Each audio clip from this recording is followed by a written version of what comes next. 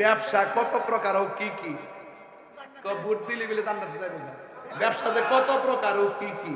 ইসলাম হের কাছে লিস্ট দিছি আমরা। ইসলামকে হের কাছে লিস্ট দিছি।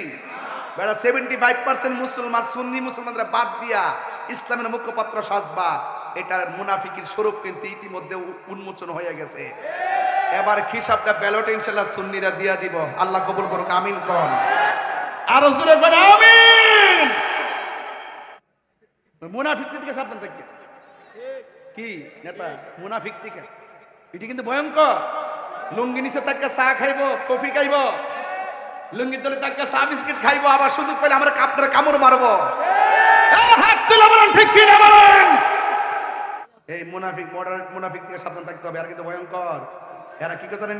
একটা ভোট দিল 18 কোটি মানুষ নামাজ পড়লে যে সোয়াব, এই সোয়াব দেওয়া হইব। ব্যবসা কত প্রকার ও কি কি? ভোট দিলে বলে জান্নাতে যাবে না। কেউ যদি নবীকে গালি দেয় তার চাপার দাঁত ফেলে উল্টাইয়া দিব। কথা বলেন ঠিক কি না বলেন? মান সাব্বা নাবিয়ান ফাকতুলুহু। কেউ যদি আমার সামনে নবীকে গালি দেয় তাকে হত্যা করে দিতে হবে। কথা বলেন ঠিক কি না? এই জন্য হযরত সাহাবা বলেন, আমার নবীকে মারার দুঃসাহস, দ্বীন ইসলামকে রুখে দেওয়ার, দাফন করে দেওয়ার ষড়যন্ত্র যারা এঁকেছে। রাসূল বলেছেন আল জিহাদু মাযিন ইলা ইয়াউমিল কিয়ামা। জিহাদ কিয়ামত পর্যন্ত চলবে। কথা বলেন ঠিক কি না? সংসদে আইন পাস করতে হবে। মৌলবী কিছু আছে বাংলাদেশে যারা এতদিন পর্যন্ত বলতো সংসদে আইন পাস করা হোক, নবীর যে গালি দিবে তার সর্বোচ্চ আইন পাস করা হোক, এখন আর এই কথা পায় না। কাদিয়ানীরা কাফের, কাদিয়ানকে মুসলিম ঘোষণা করতে হবে, তাদের ইশতেহারে এটা উল্লেখ করে না। তার মানে বুঝতে হবে যে মডারেট ইসলাম, তা মডারেট ইসলাম না, মডারেট মুনাফিক। কথা বল না কেন? ঠিক আছে না এই কথা? ইশতেহারে দেয় রাস্তাঘাট করব, পুল করব, কারেন্ট লাগাবো, বিদ্যুৎ শতভাগ, গ্যাস টাইনা দিব। আরে বেটা তুমি মৌলবী, তুমি ইসলাম নিয়ে আনে কথা বলছো সারা জীবন, তুমি না হক বাতিলের কথা বলছো। ইশতেহারে উল্লেখ করো কাদিয়ানীদেরকে ক্ষমতায় আসলে কাফের ঘোষণা করা হবে, অবস্থান ঘোষণা করতে হবে। কথা বলেন ঠিক কিনা বলেন? নবীর বিরুদ্ধে যে কথা বলবে মৃত্যুদণ্ড দিতে হবে। কথা বলেন ঠিক কিনা বলেন? এই কথা লেখো না কেন? ও ডাল মে কুছ কালা হ্যায়। তোমাদের সব আমরা চিনতে চিনতে এই পর্যন্ত কর্ণফুলিয়া পড়ছি। এই জন্য টানেলের মধ্যে একটা বলছিলাম, সুপ্রিয় দেশবাসী, আমি এখন কর্ণফুলী টানেলে আছি। আগামীতে যারা ক্ষমতায় আসবেন এমন টানেল থেকে আরো ভালো একটা টানেল বানাবেন। ওই টানেলে চললে যেন আমি বলতে পারি এটা আপনি বানাইছেন।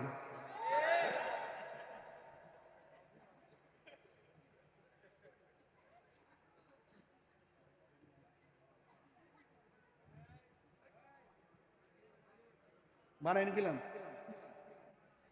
মুনাফিক থেকে সাবধান থাকবে। কি নেতা মুনাফিক থেকে?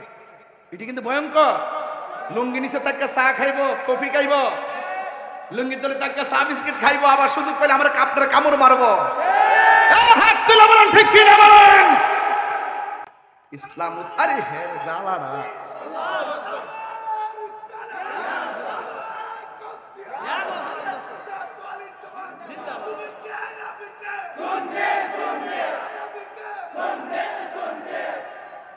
নীরব না বিপ্লব?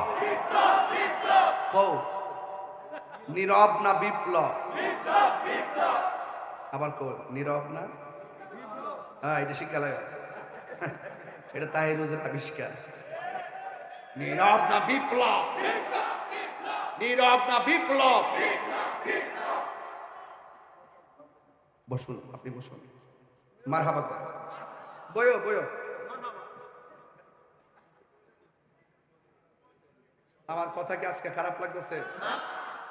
বেয়ালাইনে কথা বলতেছি? এই না বেয়ালাইনে কথা বলতেছি? এই মুনাফিক মডারেট মুনাফিক থেকে সাবধান থাকতে হবে। আর কিন্তু ভয়ঙ্কর। এরা কি কথা জানেন? একটা ভোট দিল 18 কোটি মানুষ নামাজ পড়লে যে সোয়াব, এই সোয়াব দেওয়া হইব। ব্যবসা কত প্রকার ও কি কি? ভোট দিলে বলে জান্নাতে যাবে না। ব্যবসা যে কত প্রকার ও কি কি? ইসলাম হের কাছে লিস্ট দিছি আমরা। ইসলামকে হের কাছে লিস্ট দিছি। বেড়া 75% মুসলমান সুন্নি মুসলমানরা বাদ দিয়া ইসলামের মুখপাত্র সাজবা, এটার মুনাফিকের স্বরূপ কিন্তু ইতিমধ্যে উন্মোচন হয়ে গেছে। এবার হিসাবটা ব্যালট ইনশাআল্লাহ সুন্নিরা দিয়া দিব। আল্লাহ কবুল করুক, আমিন কোন। আরো জোরে বলেন আমিন।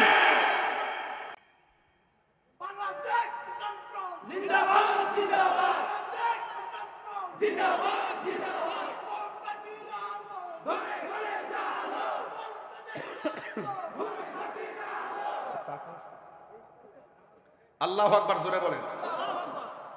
বাজান আপনাদের মহব্বতে ঘর থেকে একটা দৌড় দিছি, খাওয়ানটা শুধু বাইরে দিছিল, হাত তো দুইতাম গেছিলাম বাবা পিঠারা, দুইতামও পারছি না। আমার সাথে যারা আসছে এরাও খাইছে না, তা আমরা না খাই এসে পড়ছি। কিন্তু আজকে একটা জিনিস প্রমাণ পাইলাম যে নবীর মহব্বতে না খাইলেও গায়ের মধ্যে একটা ইমানি জোর পাওয়া যায়। মনে হচ্ছে খাইলে মনে হয় আরো একটু অলস হয়ে গেলাম বলে, এখন থেকে না খেয়ে যাইয়া পড়ছি। ওয়াজের ধরনটা কি নরম না গরম? মডারেট মুনাফিক আছে না নাই? এর থেকে সামনে থাকতে বাজি বাজি, এর থেকে সামনে থাকতে হইব। কারণ এবার আমরা একটা সিদ্ধান্ত নিতে হইব, সুন্নিরা যে দিতে যাবো একসাথে যাবো, যার সাথে যাবো একসাথে যাবো। তবে সুন্নিদেরকে যে ডাকবো আমি মনে করি হিসাব নিকাশ করেন আপনারা আমাদের সাথে, কারণ এই দেশে কিন্তু 65% সুন্নি মুসলমান। কথা বলেন ঠিক না বেঠিক? এতদিন আমরা অনেক কিছু থেকে বঞ্চিত ছিলাম, আমরা সিদ্ধান্ত নিতে পারি নাই নিজেদের কিছু সমস্যার কারণে। আলহামদুলিল্লাহ এখন আমরা বৃহত্তর সুন্নি জোট, নামটা দেখলে একটু অসাধারণ লাগে। হ্যাঁ 15 তারিখ তো লালদিঘির ময়দানে হুজুরেরটা, কোনটা এটা আবার? ও এটা কি 15 তারিখ? ও আচ্ছা আচ্ছা 15 তারিখে নাকি? আচ্ছা বৃহত্তর সুন্নি জোটের চিটাগাংয়ের প্রথম মহাসমাবেশ লালদিঘির ময়দানে, এটা এবার ইতিহাস করে দিবেন ইনশাআল্লাহ। রাজি আসেননি বাজি? ওই তো নি, ওই তো সিলেট গেলে কই তো যাইবেন তো ইনশাআল্লাহ। আল্লাহ বেকগ্রাউন্ডে যাওয়ার তৌফিক দান করুন।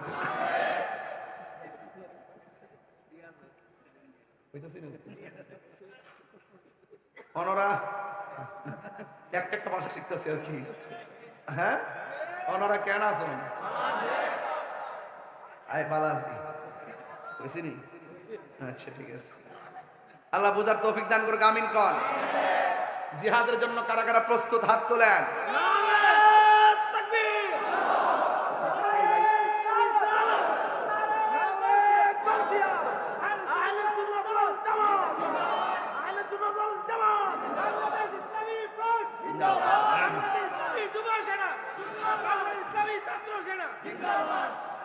আল্লাহু আকবার জোরে কন।